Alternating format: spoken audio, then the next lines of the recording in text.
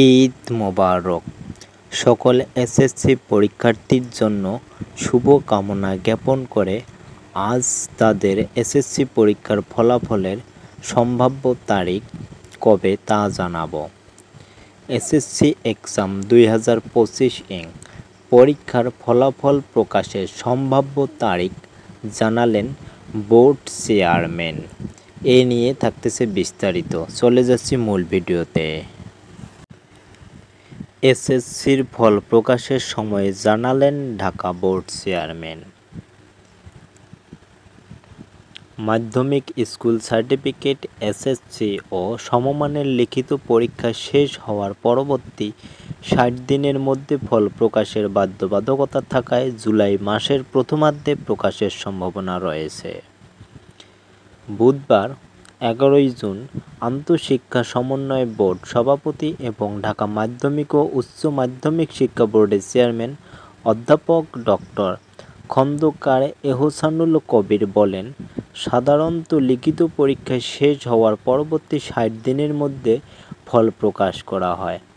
এবারও সময়সীমার মধ্যে ফল প্রকাশ করা হবে।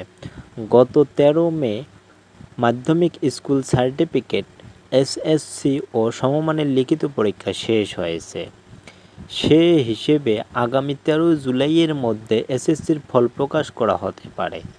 জানা যায়, ইতোমধ্যে পরীক্ষকরা খাতা মূল্যায়ন শুরু হয়েছে। মূল্যায়ন শেষে তা সংশ্লিষ্ট বোর্ডে পাঠানো হবে।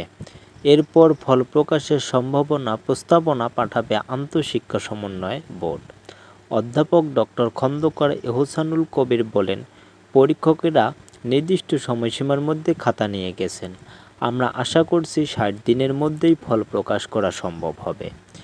এবার ৯টি সাধারণ শিক্ষা বোর্ডের অধীন এসএসসি পরীক্ষায় অংশ নিয়েছে ১৪,৯০,১৪২ জন। এর মধ্যে ছাত্র ৭,০১,৫৩৮ জন এবং ছাত্রী ৭,৮৮,৬০৪ জন। মাদ্রাসা শিক্ষা বোর্ডের অধীন পরীক্ষার্থী রয়েছে ২,৯৪,৭২৬ জন। এর মধ্যে ছাত্র ১,৫০,৮৯৩ জন এবং ১,৪৩,৮৩৩ জন ছাত্রী।